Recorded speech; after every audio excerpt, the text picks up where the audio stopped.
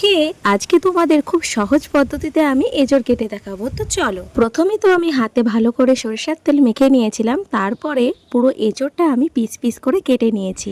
এখন এই যে পার্ট মানে এই বুকটাকে এখন আমি কেটে ফেলে দেব। আর তোমরা যারা কাঁঠালের আঠাকে ইগনোর করতে চাও তারা এই কাজটা কিন্তু অবশ্যই করো। তারপর এই অংশটাকে আমি এখন লম্বা লম্বা করে 4 পিস কেটে নেব। আমার বয়সে যেসব মেয়েরা এখনো পর্যন্ত এঁচড় কাটতে পারো না তারা এই প্রসেসটা দেখো, ভালো লাগে। এখন এই ছোট ছোট পিসগুলোকে আমি কিন্তু লম্বা ভাবে কেটে নেব। জানো তো এইভাবে কাটলে অনেকটা সহজ হয়, আর এই সময়ের এঁচড়টা খেতে কিন্তু আমার দারুণ লাগে। জানো তো আজকে আমাদের বাড়িতে এঁচড় চিংড়ি হবে, তার জন্য কিন্তু আমি ভীষণ এক্সাইটেড। জানো তো কাটা থেকে রান্না করা সমস্ত দায়িত্বই কিন্তু আজকে আমার। আর ওই যে বললাম আজকে এঁচড় চিংড়ি করব, তো চিংড়ি কিন্তু দিদি খুব পরিষ্কার করে ধুয়ে রেখেছে। বেশিরভাগ মানুষেরই কিন্তু এঁচড় খাওয়া হয়ে গেছে, কিন্তু এটাই হচ্ছে আমাদের এই বছরের প্রথম এঁচড়। আর এঁচড় যদি চিংড়ি মাছ দিয়ে একটু কষা কষা করে রান্না করা হয় না, খেতে কিন্তু দারুণ লাগে। আজকের এই ছোট্ট প্রসেসটা তোমাদের কেমন লাগলো একটু জানিও।